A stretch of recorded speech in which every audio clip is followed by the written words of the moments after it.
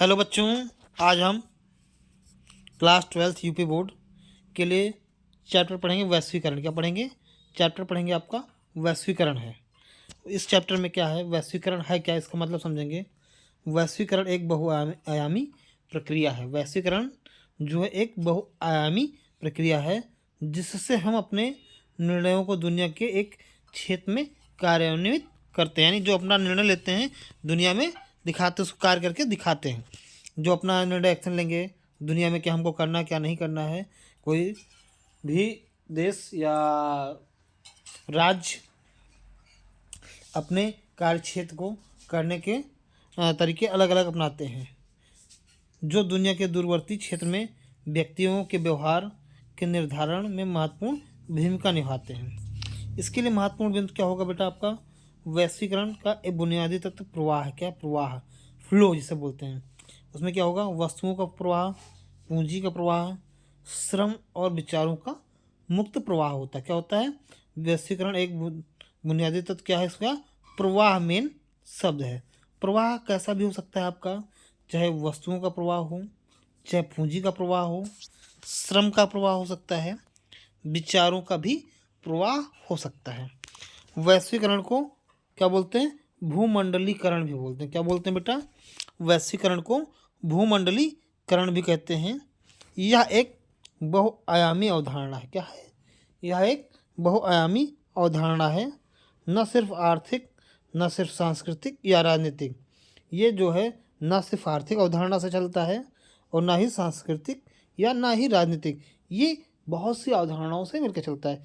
इसमें इसकी आपका आर्थिक अवधारणा, सांस्कृतिक और राजनीतिक, इसमें सबके अलग अलग पहलू हैं, फैक्ट हैं।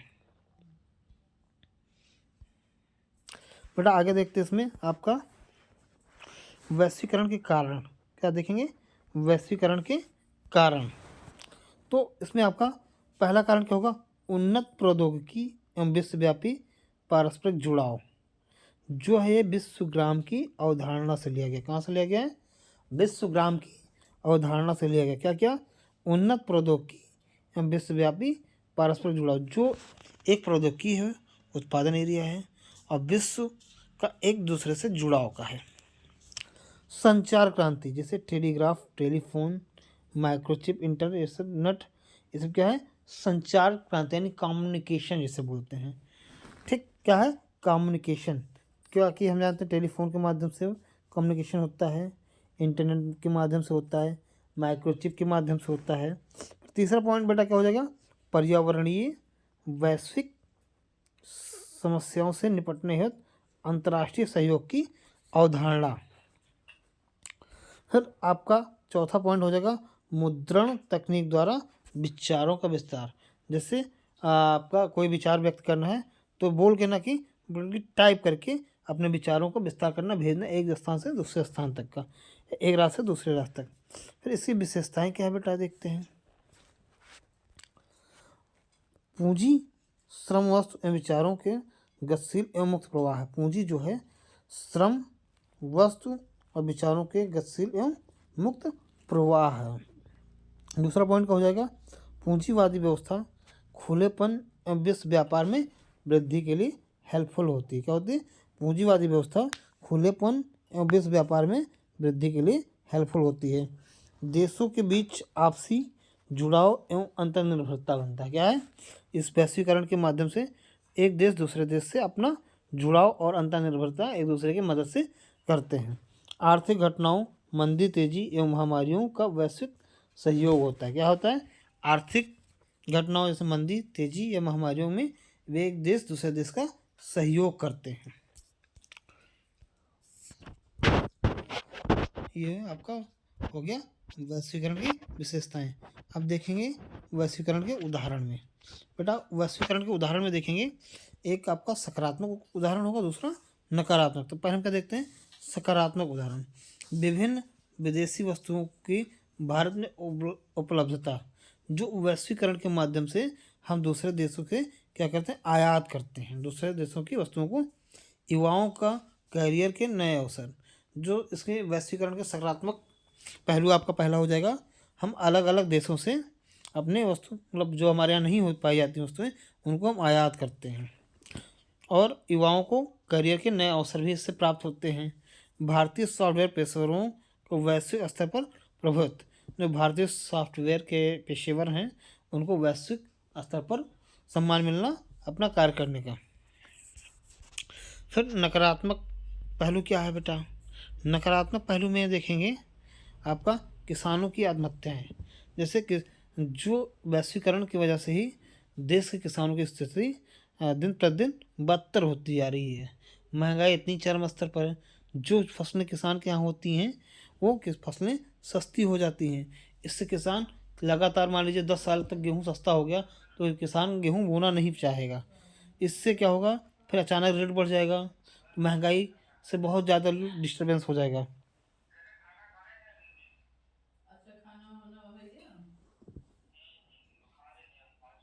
छोटे रिटेल व्यापारियों पर एफडीआई का खतरा क्या है? छोटे रिटेल व्यापारियों पर एफडीआई का खतरा। आर्थिक असमानता में वृद्धि क्या है? आर्थिक असमानता में वृद्धि पाई जाती है। वैश्वीकरण के प्रभाव देखेंगे, क्या है बेटा? वैश्वीकरण के प्रभाव में तो राजनीतिक प्रभाव पहले देखेंगे। राज्य की भूमिका सीमित, कानून व्यवस्था और सुरक्षा तक। राज्य की भूमिका जो है सीमित होती है कहाँ तक? कानून व्यवस्था और सुरक्षा तक। बाजार द्वारा आर्थिक सामाजिक प्राथमिकताओं का निर्धारण होता है। क्या होता है? बाजार द्वारा आर्थिक सामाजिक प्राथमिकताओं का निर्धारण होता है। अत्याधुनिक प्रौद्योगिकी द्वारा राज्य की शक्ति में वृद्धि। जो अत्याधुनिक इंडस्ट्रीज हैं उसके द्वारा राज्य को पावरफुल बनाया जा सकता है। फिर देखेंगे आर्थिक प्रभाव में, वो आर्थिक प्रभाव में देखें बेटा, IMF, विश्व बैंक, WTO जैसे संस्थाओं का प्रभुत्व है। तो बेटा आप लोगों के लिए क्वेश्चन है, आप कमेंट के माध्यम से बताइएगा IMF का फुल फॉर्म क्या होगा और WTO का फुल फॉर्म कब होगा, इन दोनों की स्थापना कब की गई ये भी आपको बताना है। फिर दूसरा क्या है? आयात प्रतिबंधों में कमी। क्या है? आयात प्रतिबंधों में कमी हो जाएगा। पूंजी के प्रवाह से विकसित देशों को लाभ। क्या होगा? पूंजी के प्रवाह से विकसित देशों को लाभ। विकसित देशों की कठोर वीजा नीतियाँ, जो विकसित देश हैं उनके यहाँ की कठोर वीजा नीतियाँ, जिससे किसी देश को वहाँ पे जॉब करने के जाने चाहते हैं वीज़ा नहीं मिल पाता है, क्योंकि वीज़ा मिलना कठिन है, हार्ड है, आसानी से वीज़ा उपलब्ध नहीं हो पाएगा। ठीक। सामाजिक सुरक्षा कवच की अवधारणा। क्या है? सामाजिक सुरक्षा कवच की अवधारणा, ये क्या है? आर्थिक प्रभाव है। वैश्वीकरण को आर्थिक प्रभाव क्या? 4 पॉइंट हैं बेटा आपके। IMF, वर्ल्ड बैंक, WTO जैसे संस्थाओं का प्रभुत्व है हावी रहा। आयात प्रतिबंधों में कमी हो जाएगी। पूंजी के प्रवाह से विकसित देशों को लाभ मिलेगा। किससे प्रवाह से? पूंजी के प्रवाह से विकसित देशों को लाभ मिलता है, लेकिन विकसित देशों की कठोर वीजा नीतियाँ नुकसानदायक होती हैं। सामाजिक सुरक्षा कवच की आवश्यकता होती है। आपका 5 पॉइंट हो गया। इसके बाद देखते हैं बेटा सांस्कृतिक प्रभाव। क्या है? सांस्कृतिक प्रभाव। सांस्कृतिक प्रभाव में आपका पश्चिमी संस्कृति का प्रसार। क्या है? पश्चिमी संस्कृति का प्रसार। सांस्कृतिक समरूपता, खान पान, पहनावे में विविधता, संस्कृतियों की मौलिकता पर खतरा, सांस्कृतिक विविधीकरण भी सांस्कृतिक अधिक विशिष्ट होना। पश्चिमी संस्कृति का प्रसार, सांस्कृतिक समरूपता, खान पान, पहनावे में विविधता, संस्कृतियों की मौलिकता पर खतरा, सांस्कृतिक विविधीकरण में सांस्कृतिक आर्थिक विशिष्ट होना, ये सब क्या है बेटा? सांस्कृतिक प्रभाव से आ जाएगा। फिर भारत और वैश्वीकरण। चलिए हम देखते हैं भारत का वैश्वीकरण पर स्थान। आपका कालखंड आज़ादी के बाद देखेंगे तो नीति क्या थी? संरक्षणवाद, आत्मनिर्भरता। भारत जो था अपने आप को आत्मनिर्भर बनना चाहता था और अपना संरक्षण स्वयं करना चाहता था। इसका प्रभाव क्या हुआ? कुछ क्षेत्रों में विकास हुआ परंतु समग्र पिछड़ापन रहा, क्योंकि भारत जब आज़ाद हुआ है तो यहाँ की स्थिति बहुत ही गड़बड़ थी, और जिसका प्रभाव ये हुआ कि समग्र पिछड़ापन बना रहा, लेकिन कुछ क्षेत्रों में विकास भी हुआ, क्योंकि भारत ने आत्मनिर्भरता निभाई, क्योंकि किसी देश पे डिपेंड नहीं रहा। 1991-90 के बाद में देखते हैं नई आर्थिक नीति हुई, खुलेपन की नीति अपनाई गई। आर्थिक वृद्धि में 5.5 से बढ़कर 5.5% है, 7.5 यानी 5.5% से 7.5% तक के हो गए। क्या बेटा, 5.5% से 7.5% की विकास रेट हो गई। ग्रोथ रेट जो है, लिख देता हूँ, ग्रोथ रेट इतनी हो गई। ग्रोथ रेट इतना हो गई, कितना, 5.5% से 7.5%। वर्तमान में वैश्विक एकीकरण, क्या है, वैश्विक एकीकरण। सॉफ्टवेयर क्षेत्र में वर्चस्व, वैश्विक पदों पर भारतीय, क्या है, सॉफ्टवेयर में वर्चस्व और वैश्विक पदों पर भारतीय होंगे। तो ये रहा आपका बेटा भारत और वैश्वीकरण के संबंध। वैश्वीकरण का विरोध क्या हुआ, आइए देखते हैं वैश्वीकरण का विरोध के बारे में। वामपंथी आलोचना, क्या है, वामपंथी आलोचना। राज्य की शक्ति में कमी, क्या है, राज्य की शक्ति में कमी होती थी। आर्थिक निर्भरता बढ़ना, क्या होता था, आर्थिक निर्भरता दूसरे पे बढ़ जाती थी। धनी और गरीब के बीच में अंतर बढ़ जाता था, यानी जो धनी थे और धनी होते जा रहे थे, गरीब और गरीब होता जा रहा था।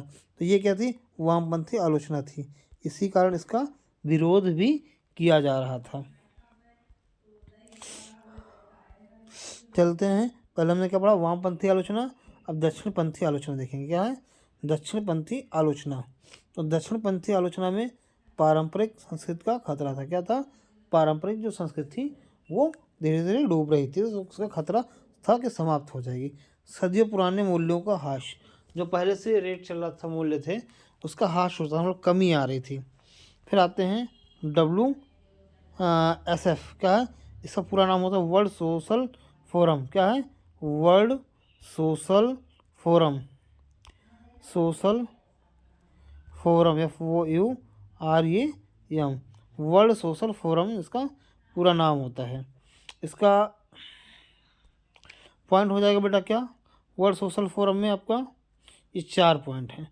चारों पॉइंट में पहला पॉइंट क्या है, वैश्वीकरण विरोधी वैश्विक मंच। जो ये था वर्ल्ड सोशल फोरम, ये वैश्वीकरण विरोधी वैश्विक मंच था। 2001 में ब्राज़ील में पहली बैठक हुई। क्या हुआ, WSF की पहली बैठक कब हुई, 2001 में। 2004 में मुंबई में चौथी बैठक, यानी 2001 से लेकर 2004 तक का 4 बैठकें हो चुकी थी। वर्ल्ड सोशल फोरम की पहली बैठक 2001 में होती है और 2004 में मुंबई में चौथी बैठक हो जाती है। इसमें क्या होता है, मानवाधिकार कार्यकर्ताओं, पर्यावरणवादियों और मजदूरों का संगठन आता है। क्या है, तो मानवाधिकार आता है, कार्यकर्ताओं, पर्यावरणवादियों, मजदूरों का संगठन आ जाता है। चलिए क्वेश्चन है बढ़िया सा।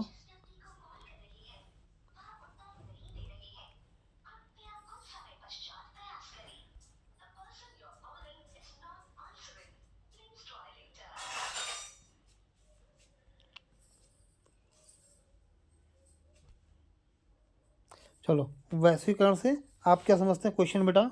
तो वैश्वीकरण का अर्थ होता है प्रवाह। क्या होता है, प्रवाह। प्रवाह आपका आर्थिक, राजनीतिक, सांस्कृतिक कैसे भी हो सकता है। तो प्रवाह कई तरीके से हो सकते हैं।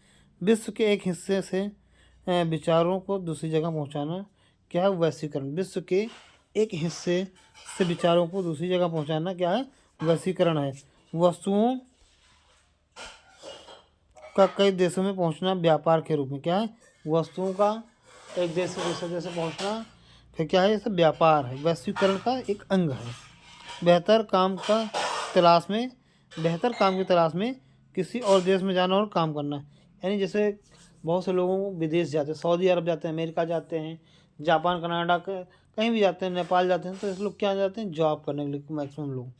तो ये क्या है, आप बेहतर काम की तलाश में किसी और देश में गए और वहाँ आपको काम मिला, आप काम किए और पैसा अच्छा कलेक्ट किए, इकट्ठा किया और चले आए भारत। संस्कृति जब बदलती, क्या होता है, जब संस्कृति बदलती है तब भी वैश्वीकरण होता है। नए विचारों को अपनाना, जब नए विचार को अपनाते हैं तो क्या होता है, वैश्वीकरण होता है। यानी जब एक देश से दूसरे देश में वस्तु, पूंजी, व्यक्ति या संस्कृति पहुंच जाती है। क्या है? जब एक देश से दूसरे देश में उस देश की वस्तु पहुंच जाए, विचार पहुंच जाए, पूंजी पहुंच जाए या संस्कृति पहुंच जाए। क्या है? वस्तु पहुंचे, विचार पहुंचे, पूंजी पहुंचे या संस्कृति पहुंच जाए तो क्या होगा? वैश्वीकरण होता है। क्या होता है? वैश्वीकरण होता है। वैश्वीकरण के कारण देखेंगे तो वैश्वीकरण के कारण दो है बेटा आपका, 3 ही लिख देंगे। दिया है प्रौद्योगिकी के कारण विचार, जब प्रौद्योगिकी था उसके कारण विचार हुआ। वस्तु पूंजी एक जगह से दूसरे जगह तक पहुंची। छपाई तकनीक हुआ और विश्व की घटनाओं का असर हुआ।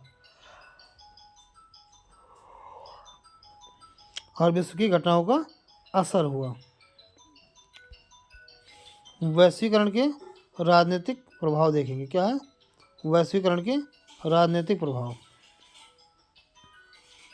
तो विभिन्न राजनेताओं द्वारा वैश्वीकरण नीति तैयार करना। क्या है?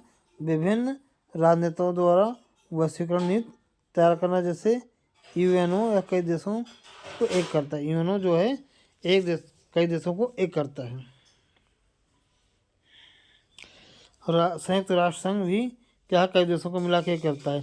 WHO यानी इसका पूरा नाम क्या है? World health organization. क्या है? World health organization. ये क्या अपने यहाँ आपका जो विश्व स्वास्थ्य संगठन है ये कार्यक्रम चलाता है। क्या? पूरा विश्व को स्वास्थ्य करने के लिए। WHO विश्व स्वास्थ्य कार्यक्रम चलाता है। सभी देशों की समस्या के लिए मिलकर काम करते हैं। जो सभी देश हैं उनकी समस्याओं को मिलकर काम करते हैं। जैसे अभी कुछ दिन पहले कोविड आया था तो दुनिया के सभी देशों में लगभग हड़कंप मचा हुआ था, फ्लाइटें क्लोज थी, लेकिन क्या था? वो अपने देशों में जाके स्वस्थ होने की जांच करा सकते हैं। क्या है? जाकर स्वस्थ होने की जांच करा सकते हैं।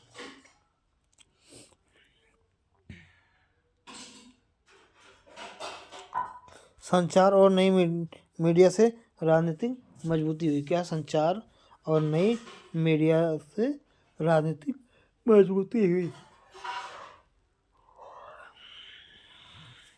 और सरकार के काम करने की शक्ति में भी कमी तथा बढ़ोतरी हुई। क्या? सरकार के काम करने में भी कमी और बढ़ोतरी दोनों हुई। नए प्रौद्योगिकी के कारण देशों का विकास, सरकारों ने अपने काम को लोक कल्याणी योजना को महत्व दे दिया। बाजार आर्थिक सामाजिक परियोजना पर ध्यान देना। क्या? बाजारी आर्थिक सामाजिक परियोजना पर ध्यान देना है।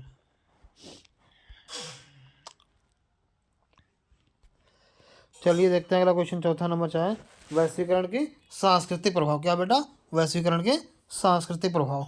इसमें क्या होगा? खान पान में बदलाव। पहले हम घी खाते थे और अब चाउमीन मोमोज खाते। क्या है? पहले हम क्या करते थे? घी खाते थे और चाउमीन और मोमोज खाते हैं। और रहन सहन में बदलाव। पहले हम जल्दी सोते थे और अब बहुत रात को सोते हैं। पहनावे में बदलाव। अब ज़्यादा लोग धोती छोड़कर जीन्स पहनते। क्या है? अब ज़्यादा लोग धोती को छोड़कर जीन्स पहनते हैं।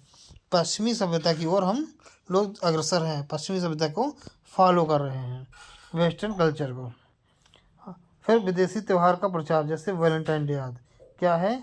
इस समय आपका वैलेंटाइन डे भी चला। ये सब क्या है? विदेशी त्यौहार हैं। यहाँ पे तो कोई नहीं। विदेशी फिल्मों का चलन भी है। क्या है? विदेशी फिल्मों का चलन भी है। रॉक संगीत को पसंद करना। क्या करना बेटा? रॉक संगीत को पसंद करना। महिलाओं की स्थिति में सुधार और जीवन शैली में बदलाव। रूढ़वादी का अंत। क्या बेटा? रूढ़वादी का अंत हो जाएगा, यानी अंधविश्वास खत्म हो, यानी रूढ़वादिता को खत्म करना। सांस्कृतिक धरोहर को खत्म करना। और हमारी संस्कृति खत्म हो रही इसी से। क्या है? हमारी संस्कृति खत्म हो रही।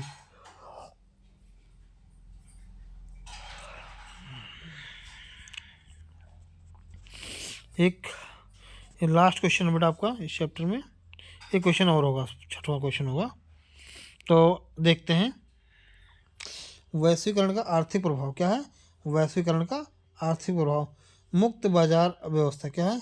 मुक्त बाजार व्यवस्था। एक देश दूसरे देश से व्यापार कर सकता है, यानी जो मुक्त बाजार व्यवस्था है इससे एक देश जो है दूसरे देश से व्यापार कर सकता है। पूंजी का एक से अधिक देशों में निवेश पहुंचना। क्या? पूंजी का एक से अधिक देशों में निवेश और पहुंचना। विश्व व्यापार में इजाफा। क्या होगा? विश्व व्यापार में इजाफा।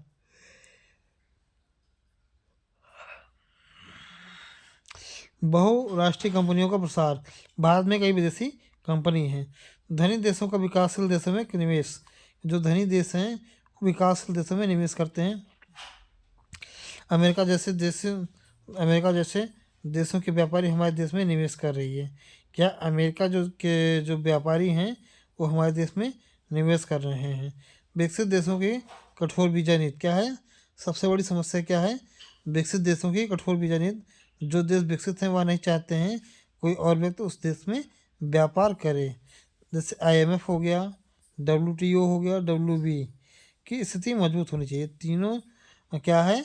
IMF जो है, WTO और WB यानी World Bank, World Trade Organization, Indian Monetary Fund, इन तीनों चारों की स्थिति मजबूत होना चाहिए। गरीब देशों को बर्बाद होने का कारण यही है जो वहाँ पे इन एजेंसियाँ मजबूती से कार्य नहीं करती हैं।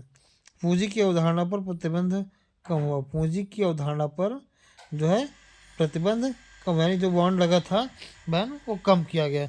इंटरनेट और कंप्यूटर से जुड़े सेवाओं में बढ़ोतरी हुई। क्या है? इंटरनेट और कंप्यूटर से जुड़े सेवाओं में बढ़ोतरी हुई।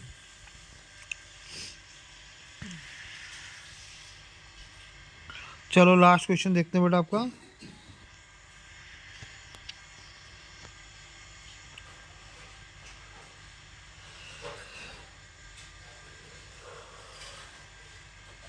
वैश्वीकरण के सकारात्मक तथा नकारात्मक प्रभाव बताएं। तो हम लोग पहले देखेंगे सकारात्मक प्रभाव वैश्वीकरण के, जो कि हम पहले पढ़ा चुके हैं। एक बार फिर से आपको रिवीजन करा दे रहे हैं। विश्व व्यापार में बढ़ोतरी हुई। वैश्वीकरण से क्या हुआ? विश्व व्यापार में बढ़ोतरी हुई। महिलाओं की स्थिति में सुधार हुई। विभिन्न देशों के संबंधों में सुधार हुई। और इंटरनेट के द्वारा आज की जानकारी विश्व में बढ़ गई, पहुंच जाती है। जो इंटरनेट के थ्रू हम कोई भी जानकारी एक देश दूसरे देश को शेयर कर सकते हैं। खुद भी आप सर्च करके देख सकते हैं। प्रौद्योगिकी तक विभिन्न देशों तक पहुंच बढ़ी है। प्रौद्योगिकी जो है के माध्यम से विभिन्न देशों तक सबकी पहुंच बढ़ी है। पूंजी का प्रभाव भी बढ़ रहा है। क्या है? पूंजी का प्रभाव भी बढ़ रहा है। और रूढ़वादी खत्म हो रही। क्या है? रूढ़वादी खत्म हो रही है।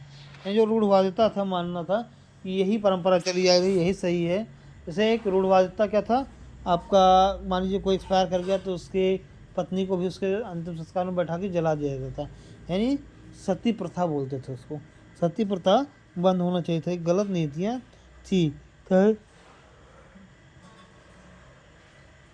चाहे जिसके शासनकाल में चाहे जिसने बताया, जो गलत था गलत था। वस्तुओं का प्रभाव कि तेज़ी से बढ़ रही, वस्तुओं का जो प्रभाव था उसका तेज़ी से रेट बढ़ रहा था। ठीक, चलिए देखते हैं इसके बाद नकारात्मक प्रभाव। गरीब देश का ज़्यादा लाभ नहीं हो रहा। जो पुअर कंट्रीज हैं उनको इसका वैश्वीकरण का कोई लाभ नहीं मिलता है।